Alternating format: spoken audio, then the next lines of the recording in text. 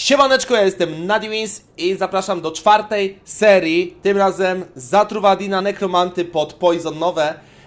Startujemy sobie z tematem. Jeżeli oczywiście seria się podoba, to zostaw subskrypcję na YouTube, oczywiście komentarze, lajki i oglądanie od deski do deski najbardziej pomaga w promowaniu dalszych tych filmów moich tutaj. Także to jest bardzo ważne. No i co, wpadajcie także na live'a na Twitch TV Nadiwins. I słuchajcie, niedługo zaczynam streamować również na YouTubie. Więc będziemy prowadzić transmisję jednocześnie na Twitchu i na YouTubie. Także spodziewajcie się niedługo live'ów na właśnie YouTubie też. I te live'y zazwyczaj będą zaczynały się między 16 a 18 i będą trwały 8, 10, 12 godzin. 10 listopada zaczynamy także ladder BT Diablo moda i liczymy do odciny, streamy codzienne po 16 godzin przez 9 dni do końca laderka. Także słuchajcie, zaczynamy.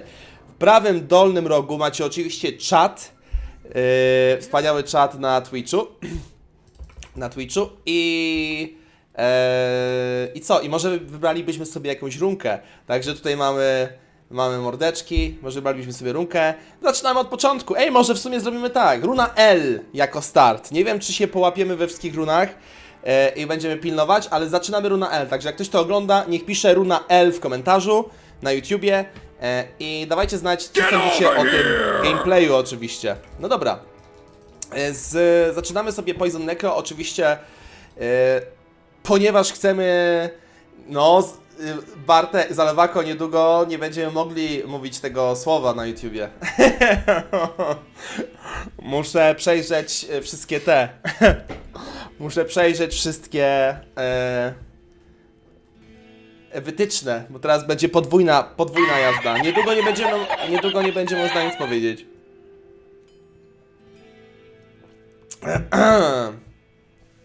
I teraz tak. Znaczy chyba Tal da Poison Damage. Ej, to jest spoko sprawa, no. To Tal będzie w drugim odcinku. Faktycznie, runa Tal powinna być, bo to daje Poison Damage. Faktycznie. O kurczę, siemanko. Jedziemy sobie z buildem pod Poison, ale nie takim... Zrobimy to w formie lekkiego challenge'u. Czyli pójdziemy sobie... Będziemy skupiać się tylko na drzewku Poison. Tylko na drzewku Poison. I dlatego naszym głównym damage'ującym atakiem będzie Poison Dagger, czyli będzie to sztylet, którego mało kto używa, bo po prostu jest słaby. Na pewno są jakieś buildy pod to, można się pobawić tym, w endgame'ie oczywiście, ale generalnie no jest kiepski, nie urywa dupska. I będziemy łączyć naszą Poison nowe, to jest nasz ostateczny skill. Ten skill ma synergię z Poison Daggera oraz z Poison Explosion. Więc te trzy skille nas będą interesować. Rozwijamy na początku Poison Dagger, potem przechodzimy na Poison Explosion. Będziemy się tym ratować od 18 poziomu, będziemy sobie tym pomagać, a kończymy na Poison Nowie. Rozwijamy Poison Nowa na maksa, potem synergię. Ale w międzyczasie również rozwijamy Lower Resist. Obniżenie odporności wrogom. Czym wyższy mamy ten poziom, tym większy jest obszar i tym więcej odejmujemy odporności wrogom. I Lower Resist odejmuje oczywiście wrogom odporność na trucizny. Po drodze będziemy mieli takie klątwy jak Iron Maiden, czyli żelazna dziewica, czyli odbicie obrażeń na przeciwnika i pokażę wam, jak fajnie to połączyć na przykład z Clay Golemem. Z golemem, który sam zabije Duriela.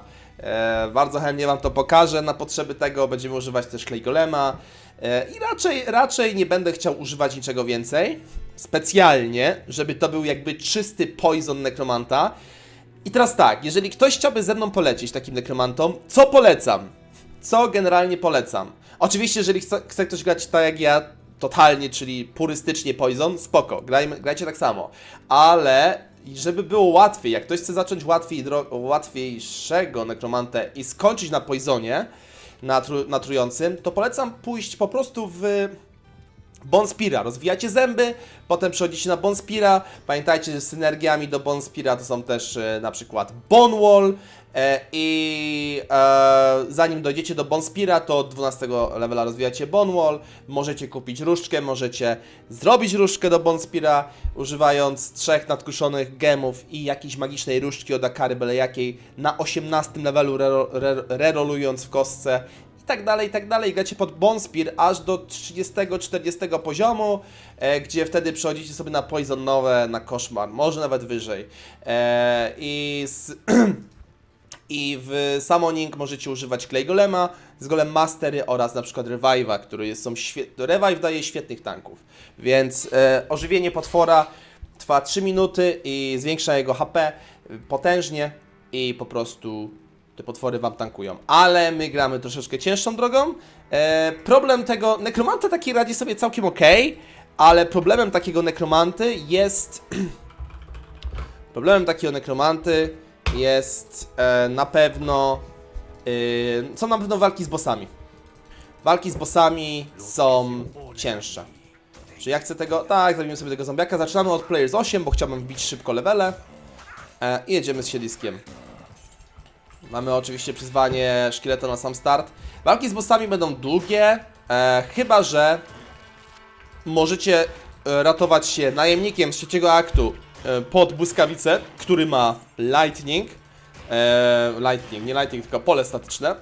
I co 3-4 sekundy podchodzi do bossa i używa pola statycznego. Idziemy sobie w zęby, ponieważ i tak muszę kliknąć zęby, żeby dojść do Poison Explosion, więc 1 punkt w zęby, nie więcej. Ponieważ gramy purystycznie, prawda? Vitality, rozwijam sobie żywotność na drugim poziomie i lecimy. Monika, ja tak sobie tworzyłam Bodmancera, to właśnie twoja rada na temat Iron Maiden i Clay Golema bardzo pomogła z różnymi innymi bossami. I dzisiaj to bardzo się cieszę, a dzisiaj zrobimy sobie powtórkę tego.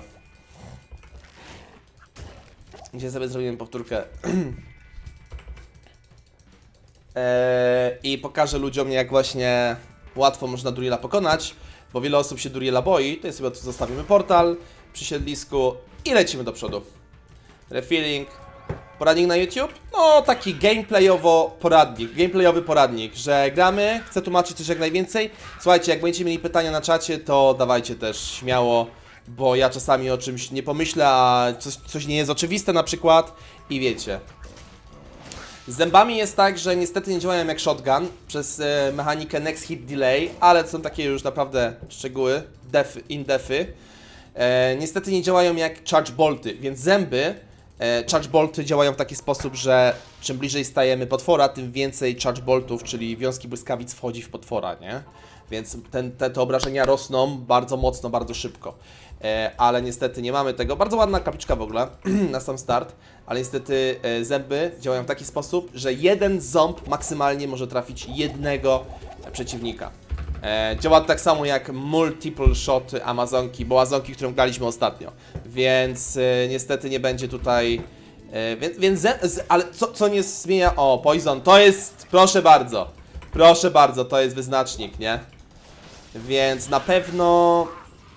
O! Poison Gas Potion. Co się dzieje? Więc na pewno na single target bossów zęby nie są najlepszym skillem. I tutaj dużo lepiej radzi sobie Bonespire. Aczkolwiek dajmy sobie teraz w siłę na kolejnym poziomie, czy tam nie zostawiliśmy niczego. Aczkolwiek tak, zostawiliśmy na jakieś duże grupy diablików, potworów, na dżunglę, na paczki szamanów, fetyszy. Zęby są rewelacyjne, nie? A co nam jeszcze pokażesz? Ale to na Cam 2, to już na drugiej kamerce, na innym streamie. Siemano Rikt! Ciekawski. O! 123 zł 45 What groszy. the heck? Dzień dobry, mam takie pytanko, czy to prawda, że KARAS i EJEDZ o odchody? Dlaczego łapią się na odchody, jak mogą jeść własne odchody? Proszę o komentarz w sprawie odchody. Znaczy, mogę powiedzieć tak. Karasie jedzą gówno. I to jest fakt. Karasie jedzą gówno i jeżeli ktoś nie wiedział, to już wie. Jak nie wierzycie mi, to zaraz normalnie dzwonię do Temoro.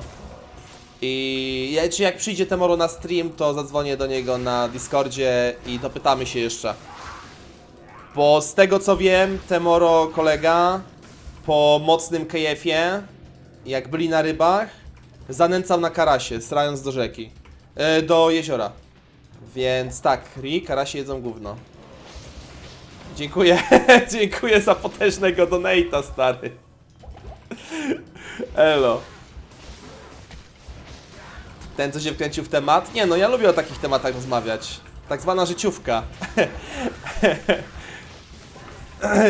Dzięki wielkie, co za potężny tutaj... Wow, szkodniko! Zaczyna się!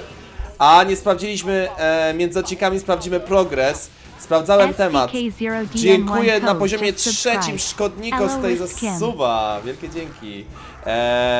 Na Twitch Plus, do tego partnera Plus działa tak, dokładnie. 5 punktów za trzeci poziom subskrypcji, 2 punkty za drugi. Także mega scam. Dagger, do Poison Daggera już sobie zostawimy dla beki. I także te trzeciopoziomowe dają potężnie dużo. Karaś Lifestyle, tak jest. Karaś Lifestyle. Lecimy. Lecimy. Corpse Fire, Undead Spectral Hit. Przynamy. Siemano Piotrek. Siemaneczko Piotrek. Co to za bejcik? Tak, zjedziemy dzisiaj sobie z Necro. To wszystko, co jest tutaj, nagrywane jest też na YouTube. Dzisiaj i niedługo zaczynamy streamowanie jednocześnie na YouTube i na Twitch, ponieważ Twitch to udostępnił. Tak, kolejne levele. Kolejne levele na pewno sobie możemy dać Amplify Damage, ponieważ i tak potrzebujemy Amplify Damage, żeby dojść do Lower Resa. A Lower Res, czyli obniżenie odporności, jest naszym bread and butter tego, jest naszym po prostu no niezbędnym atrybutem. Dajemy sobie jeszcze Vitality. Na razie many kompletnie nie rozwijam. Kończymy sobie siedlisko i next. Możemy wyjść z gry, mamy waypoint na Cold Plainsy, dlatego właśnie zostawiam portal przed siedliskiem, żeby wejść potem na Cold Plainsy szybko. W sumie to krasie grają taki solo self-found, mogą się żywić kupą, no. Solo... nie, jakiś taki recycle lifestyle chyba, coś takiego. Dobra, to sobie posprzedawajmy, to też sobie sprzedajmy. Maximum damage kusiło mnie, żeby zostawić. I Szewczen, bardzo dziękuję. Bardzo dziękuję, Szewczen, yo. I mamy Hype Train, który się rozwija, niedługo może zaczniemy. Powiem wam, potężne przywitanie. Jak tak dalej pójdzie, to ten Partner Plus to będzie to będzie błahostka. Bardzo dziękuję. Self-efficient, coś takiego, dokładnie. Nie ma to jak zacząć odcinek na YouTube rozmawiając o tym, że karasie jedzą gówno. Musimy tak częściej robić, Rikt. Tak jest. Tak jest. Jestem ciekawy jestem komentarzy pod tym odcinkiem, już nie mogę doczekać. Jedzie. I teraz tak, zachowujemy sobie punkty, tak czy siak, ponieważ Bone Armor nie jest wymagany do mojego buildu, nie inwestuję w Bone Armor, aczkolwiek na pewno by pomógł. Jeżeli gracie na HC-ku, jeżeli gracie tutaj na jakiś, no zwłaszcza na HC, to używajcie Bone Armora. Bone Armor dostaje potężne synergie od Bone Walla, klatka z kości też będzie bardzo pomocna, ale my gramy na czyściocha, także sejwuję sobie punkty, żeby na 6. poziomie zainwestować jednocześnie w Clay Golema, w Poison Dagger, Corpse Explosion, który nam posłuży bardzo mocno też, którego potrzebujemy do tego, żeby dojść do Poison Explosion, do eksplozji trucizny. Oczywiście Corpse Explosion jest potężny, zadaje obrażenia od fizycznych 50% i Fire. Odkładamy Chipped Gemy, nadkruszone gemy odkładamy. Dajemy sobie, myślę, że takie spokojne P3, Players 3, takie, żeby tylko leciutko smyrało nas. Expem. Weźmy sobie tu kapliczkę, mamy do sprawdzania bardzo ładną, Exp Shrine, rewelacyjny start i jedziemy. Stawiamy szkieleta i rura. Mogliśmy sobie też sprawdzić różdżki Wiecie co? Zróbmy... Teraz już za późno. Możecie też sobie sprawdzić różdżki do zębów, ale i tak my przechodzimy na Poison Dagger niedługo. Także jeżeli gracie nie pod Poison Dagger jak ja, czyli gracie na przykład pod zęby, potem chcecie przejść na włócznie z kości, to jak najbardziej szukajcie różdżki po siedlisku u Akary, jeżeli macie golda, plus 2 do zęby. Taka różdżka kosztuje 3300 golda około. I łatwo ją znaleźć. Na wyższym poziomie będzie ją ciężej znaleźć. Mamy potężny pak, ale raczej zabicie tego paka na P3 będzie bardzo, bardzo długie. Ale spróbujemy i tak. Myślę, że po tym paku bardzo dużo wbijemy tego expa. Jeszcze na exp shrine. Więc warto. I jeżeli mamy dwójeczkę zębów, taki shotgunik minimalny, fajnie jest się ustawiać. Bardzo fajnie jest się ustawiać w taki sposób, żeby dwie gargantualne bestie dostawały ten damage, nie? Od razu padnie champion, czyli główny pack boss. Dzień dobry, Douglasu, tak jest. Proszę się zachowywać? Nie, nie zachowuj się. Niedługo przechodzimy na YouTube'a też. Także tutaj muszą ludzie wiedzieć, jaki jest klimat panujący na streamie. Idziemy po więcej many, możemy się przekupić. Siemano Król Nemo, mamy nową serię. No to, ale to bardzo dobrze, Rick, bardzo dobrze. To ja żartuję, nie? Jest git. Nagrywamy odcinki, ale to jest też odcinek taki, staram się więcej wyjaśniać na pewno, ale to jest głównie odcinek taki, wiecie, pogadankowy też mocno.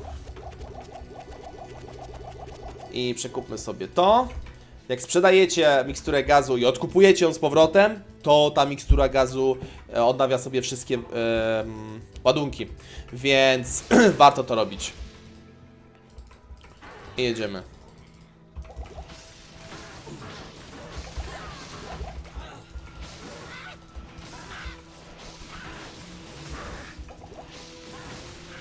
Tego jednego.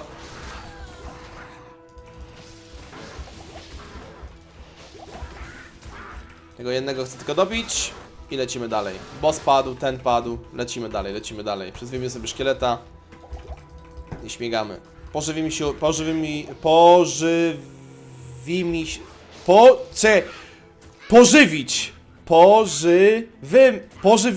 się. Jezus, ale to było ciężkie. Pożywimy się upadłymi normalnie. Co to było? Język bardzo trudny, no. Ej, mamy skill shrine'a. Bardzo dobry shrinik na sam start. Właściwie, kiedy zęby są jeszcze słabe. Odnaleźliśmy orliczkę, więc zawracamy. Nie chcemy robić orlicy. Jak chcecie, to możecie, ale nie musimy zabijać orlicy, żeby potem, nie wiem, żeby potem wynająć najemnika czy coś. Ona też jest dosyć ciężka na start, Poison Necromantom. Znaczy właściwie takim nekromantom, który dopiero możemy sobie zrobić tak. Raczkuje, jeżeli chodzi o Bonspira i zęby. Więc ja bym to całkowicie ominął. Jak chcecie, to zróbcie. Jeżeli jesteście completionistami, musicie zrobić wszystko, to jak najbardziej. Ri, imo weekendy powinieneś odpalać, to sporo ludzi spogląda mi jakiś odcinek zawsze. Ale jaki odcinek? O czym mówisz, Ri? Że jaki odcinek powinienem odpalać? Bo jeżeli chodzi o serię na YouTube czy coś, to seria, to wiesz, to tam codziennie jest odcinek na YouTubie wtedy, wiesz? Jest taką ciągłość zachowujemy, okej? Weźmy sobie to i lecimy do Rakanishu. A, że nagrywanko takie, że taki gameplay po prostu. Wiesz co, Rick? Ja mam tak, że nie potrafię, że nie chcę Wiem, że taki gameplayek po prostu jakąś klasą, to by było dobre, ale mam tak, że jak jestem w jakimś, wiesz, mam jakąś misję, typu na przykład speedrun Uberów, to nie lubię zmieniać tematów, bo mnie to strasznie rozprasza i ciężko mi wrócić do pierwszego zadania wtedy, wiesz? I jest to takie bardzo mech dla mnie. To jest Players 3 cały czas, spróbujemy sobie coś zabić. Po tej paczce powinniśmy mieć już levelek. Więc przemęczmy się z tą paczką. Mamy zioma.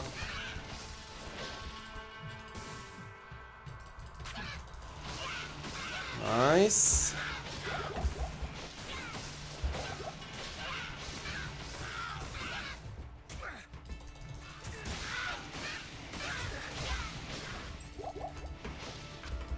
Jeszcze paru. Z Rakaniszu będzie duży problem. Raczej nie będziemy chcieli zabijać Rakaniszu. I wchodzimy z Poison Daggerem na... Wchodzimy z Poison Daggerkiem na podziemny tunel. No przecież nawet nie będzie levela jeszcze. Jeszcze nie będzie levela. Okej, cofnijmy się. Buyback. Postawię już pojedynkę, bo na na Dark Passage musimy wejść już na P1. Bo tutaj nas będą pożerać jeszcze za mocno. Bo pamiętamy, sejwujemy punkty, nie inwestujemy w kompletnie nic. Może tylko sobie zbinduję jeszcze Fight Damage. Bo chcemy być purystycznymi Poison Daggerami. Czyli Poison Speckiem ogólnie purystycznym, nie? Okej, nice. Olewam gościa, idziemy do przodu. Powitać, siemano Sierpus Mix. Siemano.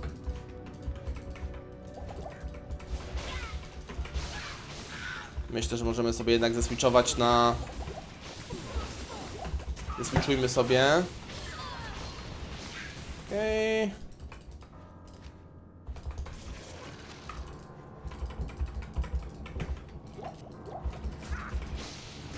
O, skillshla idealnie.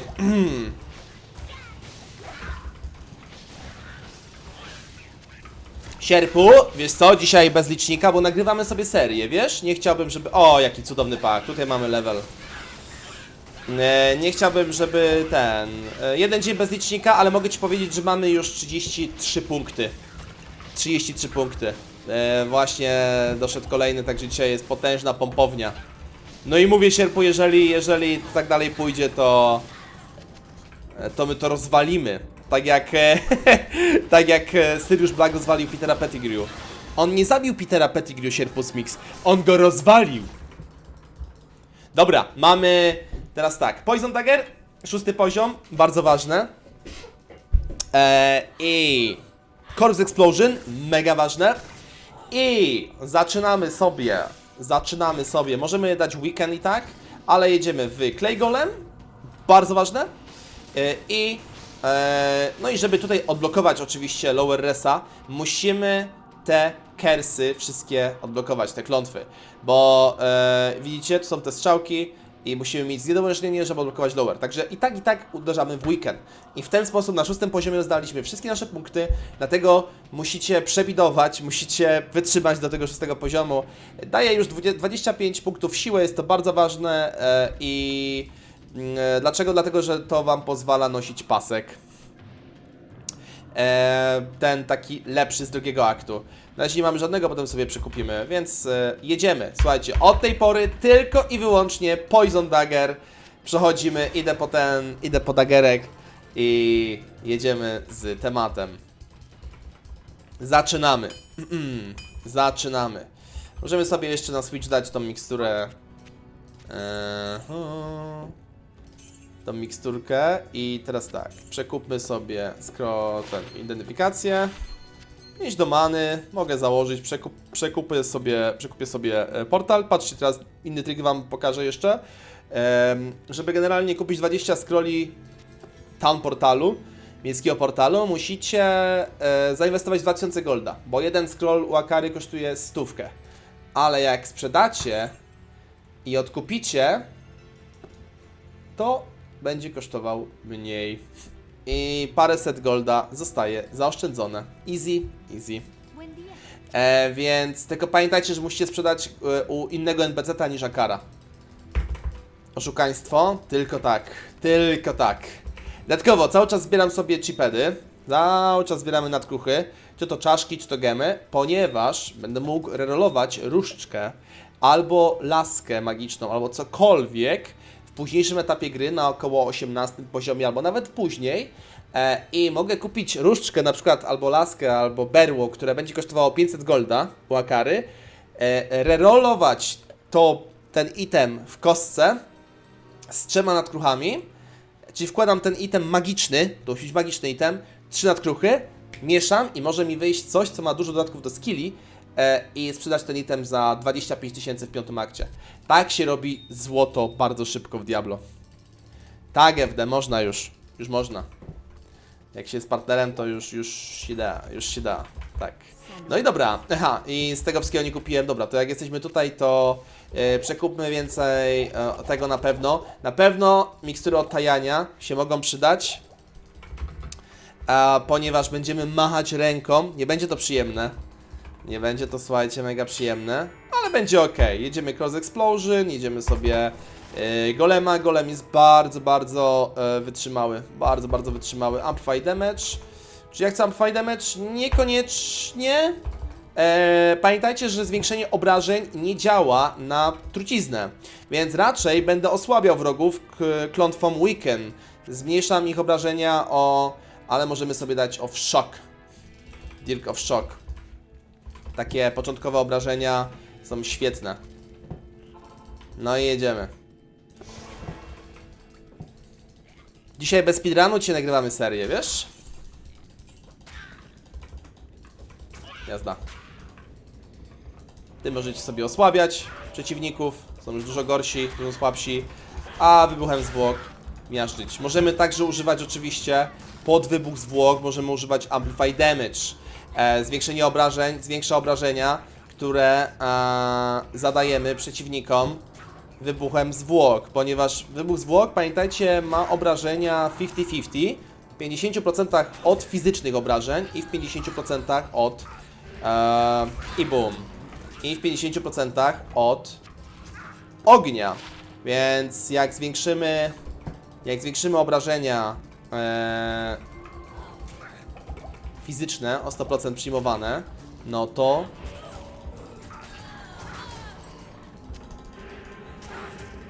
wtedy możemy bardzo łatwo, szybko zabijać te potwory. Jedziemy. Myślę, że sobie spróbujemy znowu ustawić leciutkie Players 3. Teraz już dużo łatwiej nam idzie, mamy zestaw umiejętności.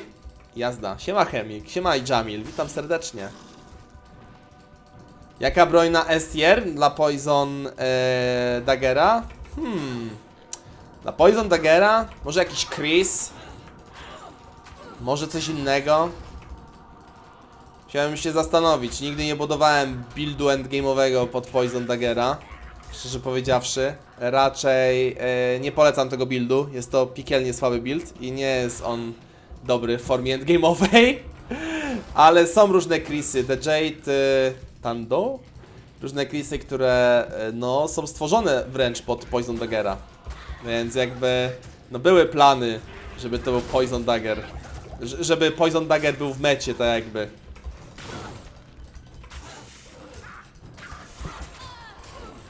Ale nieźle sobie radzi, nie?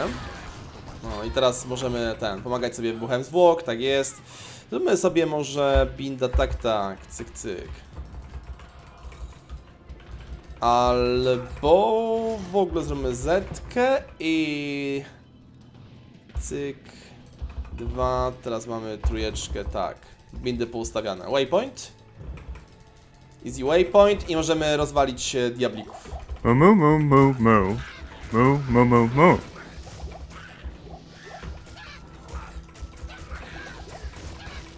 Oczywiście sam Poison Dagger korzysta z attack ratingu, więc czym dalej w las będziemy mieli dużo większe problemy z trafianiem, dlatego też będziemy chcieli przed pierwszym respekiem zainwestować troszeczkę w attack rating. Będziemy tworzyć build pod Poison Dagger na sam początek. Używajmy sobie tych mikstur też i lecimy do przodu. Każdy level wbity przed wieżą się liczy. Na wieży będziemy oczywiście się mega rozkręcać.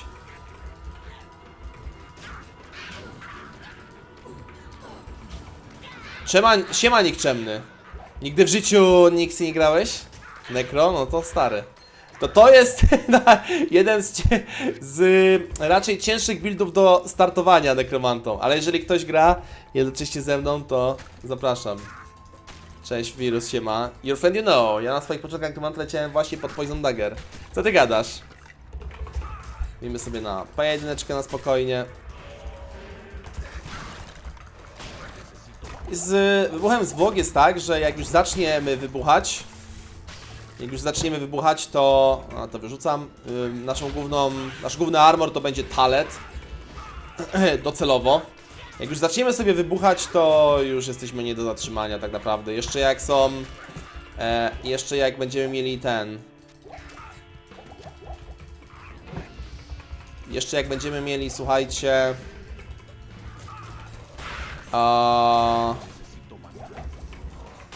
Wyższy level i dodatki do umiejętności, co pozwoli nam zwiększyć nasz level w Corpse Explosion i zasięg Corpse Explosion, czyli wybuchu zwłok, to wrogowie sypią się jak domino. Tylko pamiętajcie, przed wybuchem zwłok zawsze odpalamy albo staramy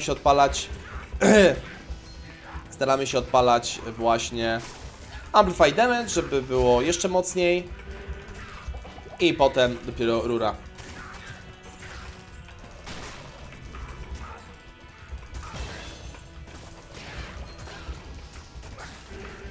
No dawaj, dawaj.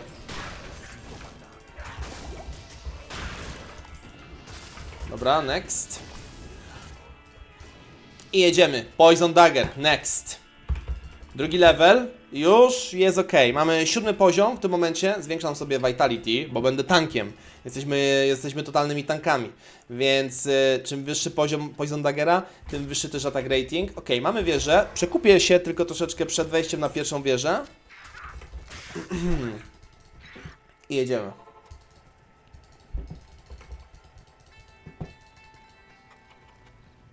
La orden te da la bienvenida. Replay, nowe fety. Oj, bardzo ładny ring. Faster Cast Rate, czyli szybkość rzucania czarów. To jest coś, co nas będzie bardzo interesowało. Zdecydowanie. W późniejszych etapach gry. Ok, idę sobie kupić w ogóle... chodźmy sobie kupić pasek. Chodźmy sobie kupić pasek, bo jest lipa z paskiem.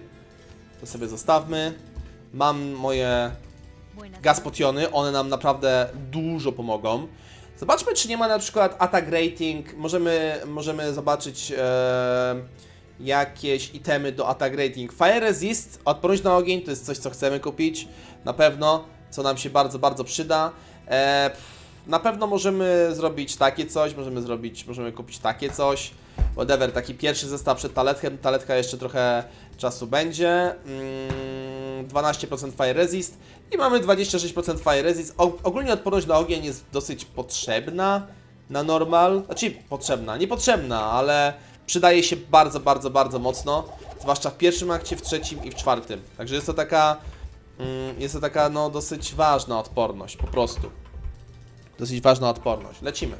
Mamy wieżę jakby ogarniętą, wiemy gdzie jest wieża. Otwieram sobie portal przed wieżą, żeby potem szybko złapać. Żeby potem bardzo szybko ogarnąć. Gdzie jest na przykład... gdzie jest waypoint. W sensie znajduję waypoint i potem mogę szybko się waypointem wrócić pod samo wejście pod wieżę. Tylko przed wyruszeniem w drogę należy zebrać zapasy. Nie biorę zbroi z kości, ponieważ na tym polega ten challenge, wiesz, ten gameplay. Już powiedziałem Nemo wcześniej trochę, że polecam ludziom, żeby grali ze ścianą z kości, ale ja nie mogę tego użyć, ponieważ nie ma to żadnego powiązania z gameplayem. Gramy w taki sposób, że mogę używać umiejętności tylko tych, które są, że tak powiem, niezbędne do gry Poison Necro. No i używam jednego golema, tak naprawdę, żeby pokazać parę trików z bossami i z żelazną tą Maiden dziewicą. Więc tak jak ugrywaliśmy Paladyna, nie używaliśmy większości skilli innych, a mogliśmy, no nie? Waypoint mamy bardzo ładny, lecimy. Mogę sobie zaraz też wziąć łuczniczkę.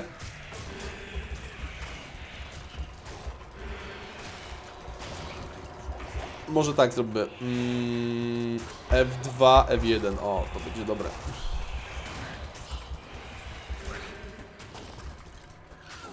No, moje obrażenia z tego Poison Daggera są całkiem niezłe. Całkiem zacne, słuchajcie. Jak na Players 1 jest bardzo ok. Sobie Weekend. Czempiony duchy to nie wiem czy to jest najlepszy pomysł na świecie. Spróbujemy sobie ogólnie zatruć je. to takie paki, które są dosyć niepokojące.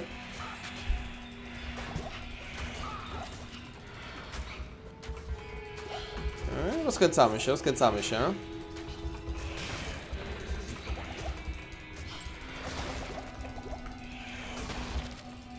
Okej. Next. Chip Topaz, kolejny do kolekcji. Także w tym momencie już mamy bardzo dużo golda. Tak, z nieumarłymi będzie zawsze problem, tak jak Izual mówi, bo nieumarli w tej grze mają 50% więcej 50% więcej resa na Poison. Oni mają po prostu mniej przyjmują obrażeń od trucizny. Także z undeadami zawsze będziemy trochę dłużej walczyć, ale i tak nie jest źle, nie? Dark Archerzy, na pewno łuczniczki pomijamy. Nie chcę za bardzo walczyć z łuczniczkami. Chodźmy na Players 3, zobaczmy. O, bardzo dobrze. Mamy L-Shape'a, z tego co widzę tam dalej, bo są dwa paki są. Mamy L-Shape i piękne połączenie, cudowne połączenie. Zaraz wszystko wybuchnie. Musimy sobie jeszcze pomóc z trucizną. Bardzo ładny overlay wieży. L-Shape to jest właśnie to. To jest właśnie to. Bierze się to z... Nazwa się wzięła po prostu z kształtu. L-Shape na speedrunach jest bardzo pożądanym układem. Zwłaszcza normalu, ale nie tylko. Ponieważ zawsze daje nam jedną dodatkową paczkę potworów. I łatwiej wbić poziom. Dużo łatwiej wbić poziom przez to. Dobra, zostawimy sobie to. Szukamy Okej, mamy zbroję z 2 sokietami. Będzie to zbroja, która będzie nam potrzebna do Tal oraz Eth. Easy. Żółty ring, interesujące. Bardzo ładny żółty ring. 8% Fire Res, 7% Magic Find i 25 Attack Rating. Także mamy dużą szansę na trafienie już potwora na Petrujeczce i wydaje mi się, że Petrujeczka jest to idealny poziom dla nas. Piękny Charm, aż normalnie Lightning Resist plus 6%. Co się dzieje? Co się dzieje? Dymek, siemano. Siema, udało się wczoraj poniżej 6 godzin? Jeszcze nie. Jutro będziemy, jak się uda nagrać dzisiaj seryjkę, to jutro będziemy wracać. Tak, Baczek, seria będzie na YouTubie, właśnie nagrywamy. I będzie to oczywiście taki challenge'owy build. Ja polecam grać, jak ktoś chce szybko sprogresować nekromantę ogólnie, to polecam zacząć od Poison Necro, od Bon Nekromanty, na włócznie z kości, od Bonera. I będzie to banalna gierka. I jak ktoś to ogląda na YouTubie czy teraz, to wystarczy zerknąć na playlistę z poradnikami nekromantu u mnie na kanale i macie nagranego takiego nekromantę najefektywniejszego moim zdaniem od zera do hela. Jak rozwijać i tak dalej, i tak dalej. Okej, zostawmy sobie to. Nieważne, Lightning Res, Cold Res zawsze może być, a tą zbroję odłożymy na później. Mamy 5. poziom wieży. Wieża jest bardzo przyjemna dla nas, bo ma dużo diablików, więc będzie nam łatwo progresować. Będziemy mieli chyba level. Warto wspomnieć, że hrabina jest bardzo wrażliwa na truciznę właśnie. Na ogień jest odporna, ale na truciznę jest bardzo wrażliwa, a nasz Poison Dagger właśnie wbił 3. poziom. I rozkręcamy się, słuchajcie. Tutaj może być jeszcze jedna paczka wcześniej. I chyba z tyłu nie ma tej paczki. No, zaczynamy. Słuchajcie, zaczynamy sobie radzić. Coraz lepiej, powolutku. Siema Kozio, z przyjemnością obejrzę całą serię tego Necro. Bardzo fajnie. Ja jestem mega ciekawy, jakie dropy dzisiaj będziemy mieli. Mówię, moim marzeniem jest to, żeby w końcu wydropić Hyrunkę na gameplayu naszym. Jest to 4. gameplay z rzędu już. Zapytanie w sprawie mojej rady przed Mephistem. Czy jest sens ją zabijać? No to już zależy od ciebie, czy jest sens ją zabijać. Ja ci powiem, że na pewno ona ma identyczne dropy jak ta rada w Travinkal. Więc szansa na Hyruny jest. Szansa na coś ciekawego jest. Czy natomiast chcecie poświęcać czas robiąc tą radę z Mephistem? No to już zależy od ciebie. Ja raczej wolę się fokusować na innych rzeczach. I albo robię radę na pełnej, albo robię na pełnej coś innego, nie? I jedziemy. Zatruwamy wszystkich. Biorę je do takiego małego pomieszczenia, ciasnego i amplify damage nad głowy i wybuch zwłok. I zaczynają wszystkie ginąć, przechodzimy dalej, easy, zostaje sama hrabina. Możemy rzucić na nią jeszcze weekend jak chcecie, czyli obniżenie obrażeń o 33% i hrabina ginie sobie. Mamy P3, bardzo ładnie idzie, 8 poziom, zaraz dobijamy 9. Myślę, że sobie możemy zaryzykować z wyższym tym. Okej. Runa Tal na start. Dziękuję bardzo, bardzo ładna runa. Czekajmy sobie tutaj na to jeszcze. Okej. Okej, next. Lecimy dalej. Pierwsza hrabina za nami, 8 poziom, także wiecie, idzie jakoś, nie? Tak naprawdę dobicie do tego 6 poziomu, a najważniejsze, najcięższe, a teraz idzie. Dodatkowo polecam wam wynająć łuczniczkę i polecam wam, patrzcie na ten cold damage, nie? Z tego Freezing Arrowa, tylko wiadomo, to jest dopiero od 30 poziomu, więc nie bierzcie tej łuczniczki, bo nie użyjecie tej Freezing Arrowy, bo ona dopiero na 30 poziomie może tego używać. Bierzemy sobie Exploding Arrow na 12 poziomie i ta Aliza, nie no, weźmiemy, nie, Fionę nie, Alizę weźmiemy i ta Aliska kochana będzie mogła nam bardzo, bardzo pomagać. W pierwszym akcie możemy jej kupić nawet łuk i jeżeli włożycie rubin do jej łuku jakiegoś, to ten rubin będzie świetnie współgrał z, słuchajcie, z jej arrowem później. Tylko raczej nie chcemy tego shortbowa, kupmy jej refleksyjny po prostu. O, z 2 sokietami refleksyjny. On jest szybszy, on jest lepszy i jeżeli, jak znajdziemy rubin, możemy jej dać jeden rubin do tego. I wtedy Exploding Arrow będzie wzmocnione o ten jeden rubin, bo obrażenia z rubinu przerzucają się na Exploding Arrow. To jest taka ciekawostka. Dobra, słuchajcie, P5 i jedziemy. Albo, no, P5 możemy zacząć, zobaczymy. Także jak gracie solo, nie gracie na Battle.necie, to możecie się ratować tymi rzeczami typu Players 3, 5, 7. Na pewno pomoże, przyspieszy. I pytanie od razu pewnie się pojawi,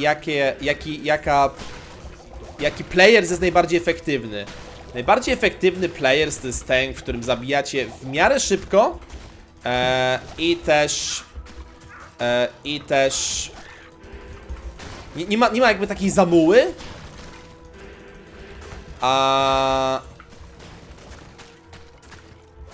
i możecie iść w miarę szybko do przodu. I tyle. Najgorszy players to jest ten, który przesadzicie i wasza postać będzie dużo słabsza.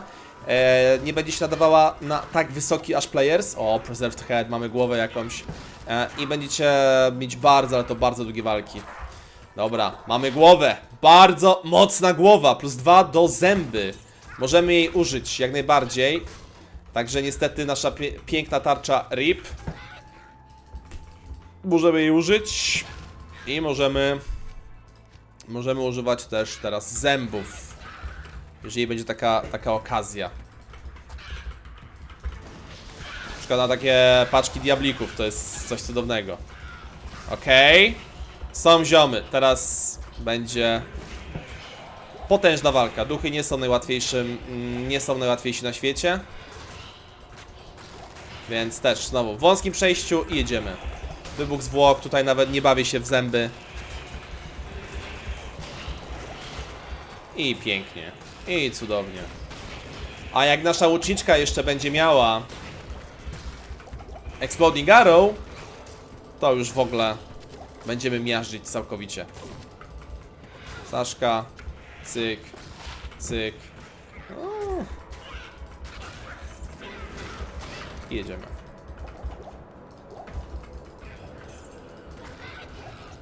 Otwierajcie wszystkie grobowce, zbierajcie oczywiście nadkuszone gemy. To wam się bardzo przyda.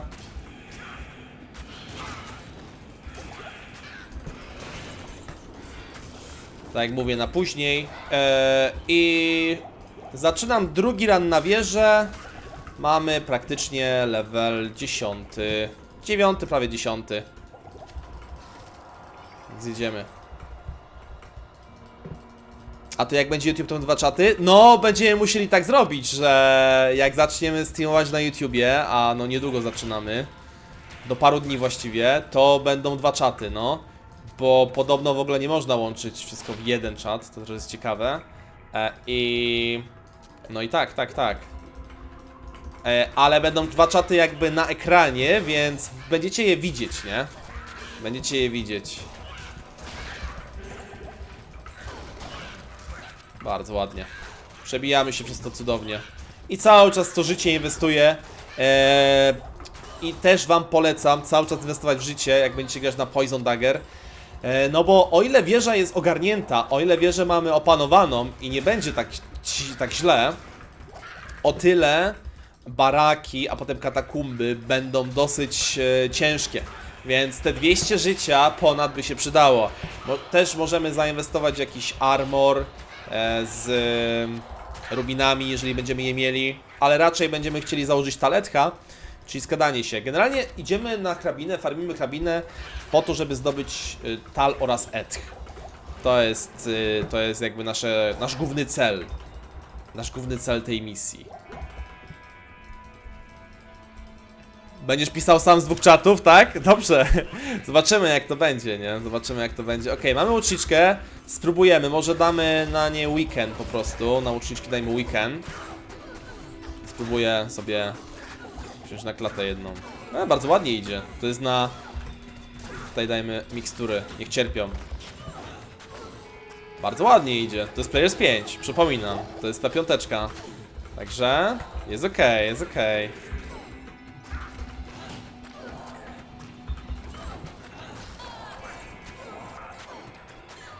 I w sumie Amplify Damage, zwiększenie obrażeń, klątwa zwiększenia obrażeń ma teraz bardzo duży sens, no bo nasza łuczniczka w miarę fajny damage robi. Od 6 do 15, a z klątwą zwiększenie obrażeń jeszcze lepszy. Dzisiaj do Hellstream. No, mam nadzieję, że dzisiaj skończymy grę. Zobaczymy. Jak nie, to na jutro się przeciągnie, najwyżej. Ale raczej strzelimy to dosyć szybko. Dajmy łuczniczce cokolwiek. Taki jakikolwiek armor naprawdę pomaga jej przetrwać, nie? Także to jest jak najbardziej okej. Nie można replay, bo sztylety mają... Nie... Plaga to jest... tylko... Aż muszę sprawdzić. Wydaje mi się tylko szpony? Nie, miecze. Nie, miecze też, ale nie dagery.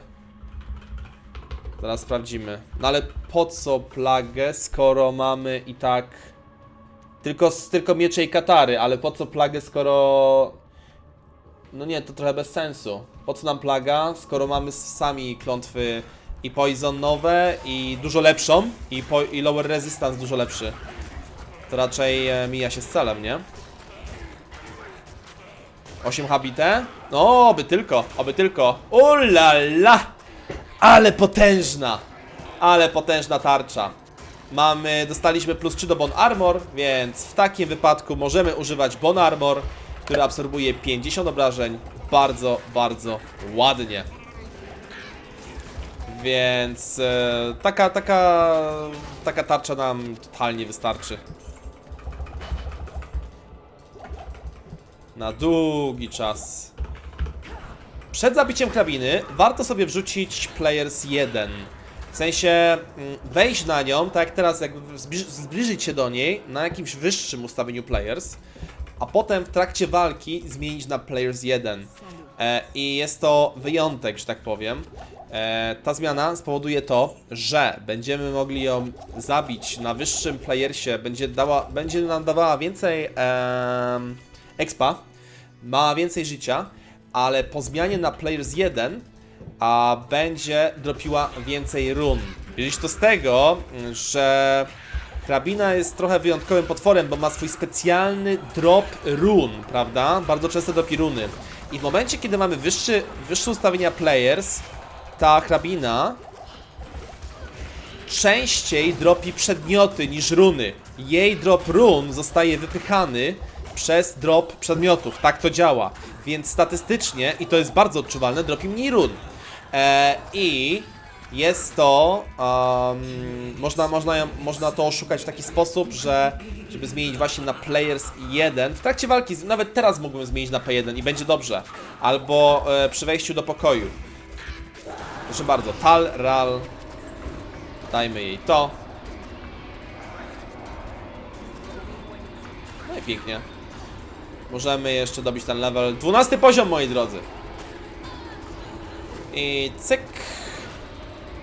I fajnie. I 12 poziom jest fajny, bo nasza łuczniczka też zaraz bije 12 poziom. A jak nasza łuczniczka bije 12 poziom, to mamy już, słuchajcie, odstawię sobie rejówy gdzieś tam dalej, to się może przydać później.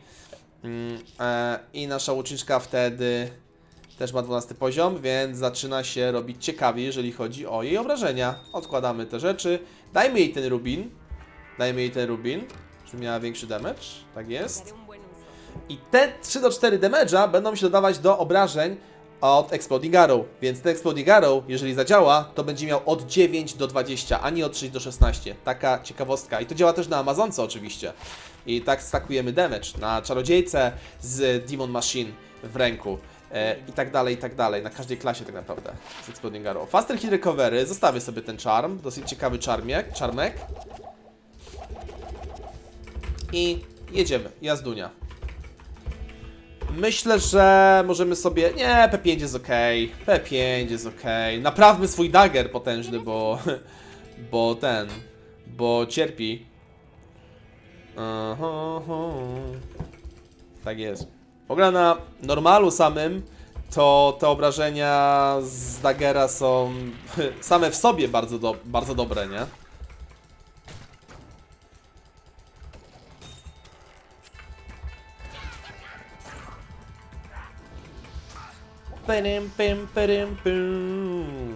Idziemy. Znasz Milca z łukiem? Nie, no pewnie. Jest to czarodziejka z Demon Machine'em i tak dalej. Z killarami pod Fire, ponieważ ona stała się viable, bo Fire Mastery zaczęło działać na Explosive Arrow z Demon Machine. Oldschoolowy buildek. Jedziemy.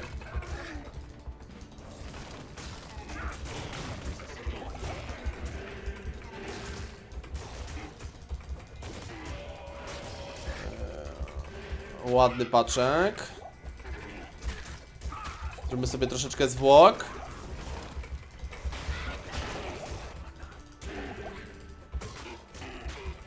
Night Clany mają to do siebie, że mają bardzo dużo życia. Ich osłabiał w ogóle w ten sposób wszystkich.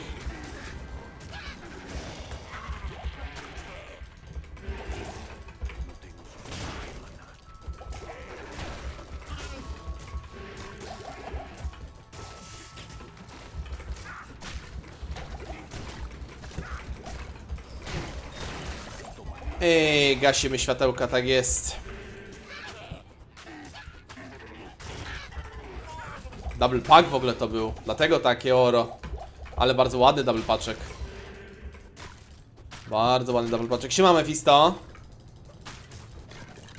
Pięknie. Soczysty. Bardzo soczysty. Weźmy sobie najemniczkę jeszcze. Żeby ona levelowała, żeby ona expiła. Mephisto, taki stream, a ty do roboty idziesz? Spokojnie, będzie powtóreczka na YouTube. I też tutaj w archiwum, no nie? I zobaczymy. Plan jest taki, żeby dzisiaj zamknąć temat Poison Necro.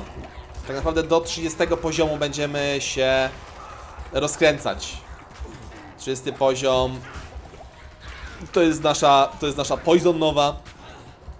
Więc tam zaczynamy już jazdę. Nasze obrażenia z Poison Daggera i ja cały czas teraz rozwijam. Cały czas będę rozwijał Poison Dagger z wyjątkiem w sumie jednego levela, gdzie zainwestujemy w sobie w Iron Maiden. Pójdziemy w Żelazną Dziewicę specjalnie przed Durielem, żeby wam pokazać. Na Andariel też to fajnie działa. Swoją drogą. Więc myślę, że przed Andariel, bo zabijemy Żelazną Dziewicą Andariel oraz Duriela. Będziemy oczywiście tankować Andariel, będziemy walczyć 1v1 z Andy. I Może ja sobie tą najemniczkę od nowa wynajmę, co? Tak mi się wydaje, że tak będzie fajnie. Będziemy walczyć 1v1 z Andy, a ona będzie jednocześnie sama się zabijała na nas. Pamiętajcie, że przed zmianą najemnika wyrzućcie sobie wszystko. Okej, i bierzemy 11-levelową najemniczkę. Tak jest. Dobija 1 level i mamy Exploding Arrowy. Także te Exploding Arrowy same będą nam pomagać na Andariel, jeżeli przeżyje. I też będą nam pomagać na czyszczeniu wieży. Tak jest. Chociaż już bardzo fajnie czuć jej obrażenia. Dobra, dajmy sobie jeszcze Poison Dagger. 8. poziom Poison Daggera, moi drodzy. Jeszcze więcej życia. Także jak widzicie, jedyne moje statystyki są takie: 25 do siły i 65 życia. Czyli właściwie zrównujecie sobie siły na 25 poziomie i ten 25 siły wystarcza wam do właściwie 4-5 aktu. W 5 akcie możecie pomyśleć o tym, żeby zwiększyć siłę do 40 około, 45, żeby mieć spokój już na takie rzeczy jak trójkątne tarcze, jak jakieś itemy, które mogą pojawić się na koszmarze. I potem cały czas też dalej inwestujemy w żywotność. Tak naprawdę żywotność jest to główny nasz stat. Łysowaty, Poison Necrotynego się nie, po prostu się rozwijamy. Nasz główny skill to jest Poison Nowa, ale on jest dopiero od 30 poziomu. Więc do 30 poziomu musimy sobie jakoś radzić, no nie? Więc używamy wybuchów, używamy wszystkiego wokół. No i nasz główny skill to jest dagerek.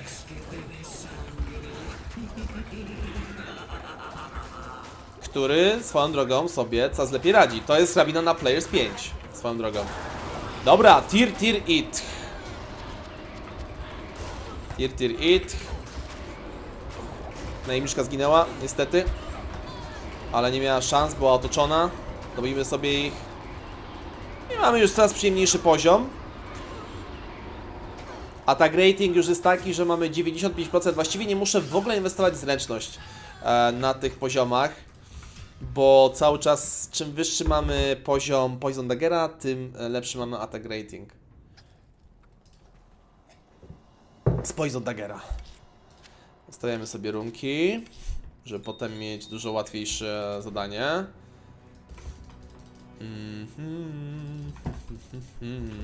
Skrzeszamy sobie jeszcze raz ją. Dopiero zaczęła levelować. Necesito mana. ED. 1 dexterity. Sprzedajmy sobie. Whatever.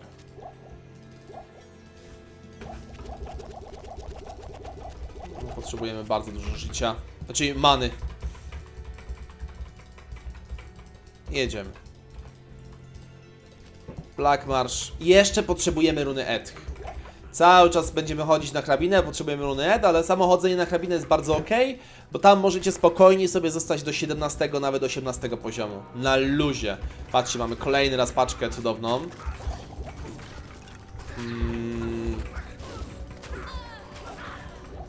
Zobaczcie, co się dzieje na P1. To jest P1. Na Players 1 już mamy takie obrażenia, że wystarczy, że zadamy jeden strzał i inne istoty spadają po prostu. Easy. Teraz mamy P5. Paczka duchów i jedziemy. Wzywamy. No i też wiadomo. Ski Shrine bardzo pomaga. Żeby sobie zatruć po jednym i potem ratować innymi rzeczami typu jakieś klątwy. Jeżeli chodzi o ringi, biżuterię, szukamy wszystko do FCR. Nasze szybsze przerzucanie czarów jest nam bardzo potrzebne na wyższych poziomach. Czyli na przykład będziemy celować w próg 75% szybkości rzucania czarów, a potem ostatecznie może uda nam się 125, ale raczej nie, bo nie będziemy mieli drugiego ducha. 125% jest to najwyższy próg nekromanty i do osiągnięcia tylko przez ducha. Oczywiście nekromanty w formie człowieka, bo nekromanta ma dwie formy, ma też formę gula i tam progi FCR są nieco inne, ale to są wyjątki.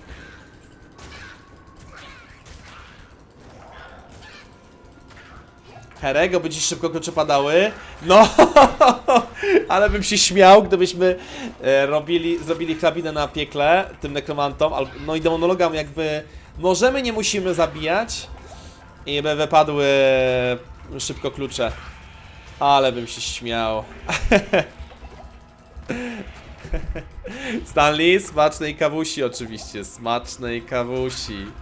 Nemo, zdróweczko, jak najbardziej. Siema doktor, witam wszystkich. Zapraszam do nowej seryjki.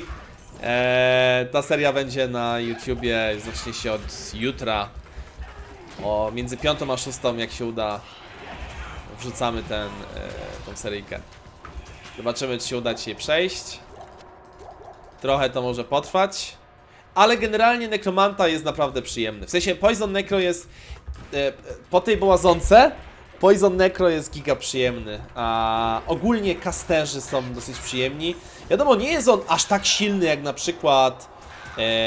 jaki piękny. Kolejny, jeszcze lepszy. Co jest z tymi głowami? Mamy mega szczęście do głów. Patrzcie, plus 3 do Corpse Explosion, czyli plus 3 do wybuchu zwłok i plus 2 do Bone Armora.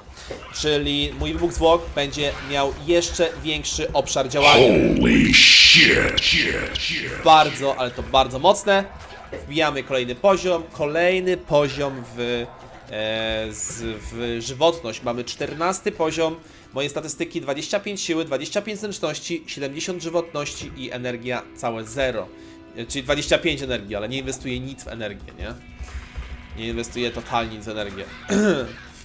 Tak, dzisiaj zabiję hrabinę raz i 2 klucze instant, nie? Tylko szkoda, że nie na tej klasie. Dobra, mamy super czapeczkę. Tą zamieńmy. Dałem najemniczce czapkę plus 9 do Firesa. My już jesteśmy rozkręceni. A ja już sobie biorę tą czapkę. I teraz tak, mamy parę opcji, jeżeli chodzi o tą właśnie, dajmy sobie weekend na nich, bo uczniczki są dosyć nieprzyjemne, niebezpieczne, więc weekendujemy je. Pięknie, wybuch zwłok już działa fantastycznie. Staram się działać po jednym, po prostu szerzyć tą plagę wszędzie, nie? Możemy po jednym ukuć. Oczywiście nie jest to łatwe. Trzeba wybierać targety i tak dalej. Ale bardzo, bardzo pomaga. I w momencie, kiedy pojawia się... ta trucizna jest już zaaplikowana, więc możemy robić inne rzeczy. Na przykład nakładać Amplify Damage. Albo możemy nakładać... Albo możemy właśnie... I teraz tak, zmieniam na Players 1. Albo możemy właśnie wybuchać zwłoki i tak dalej, nie? Poprawię sobie tarczę. No miałem grać bez tarczy, ale jeżeli cały czas mi się głowy rolują z tarczami. I teraz Amplify Damage i kończymy.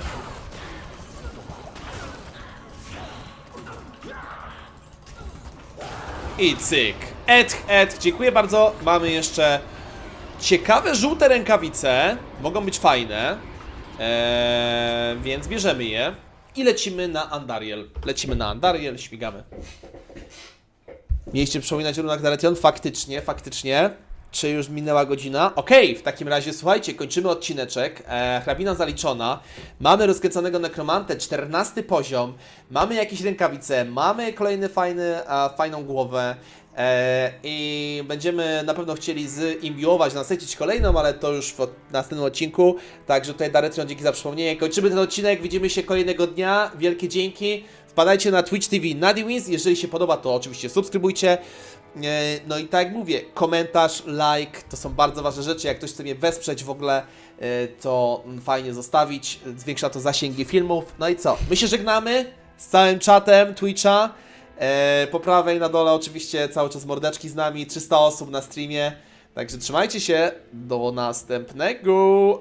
Zalewako. No musisz się powyżywać, bo już niedługo może tak nie być. Zobaczymy. Trzymajcie się. Papatki. Miłego dzionka. Dobrej faremki. Do następnego. Boom!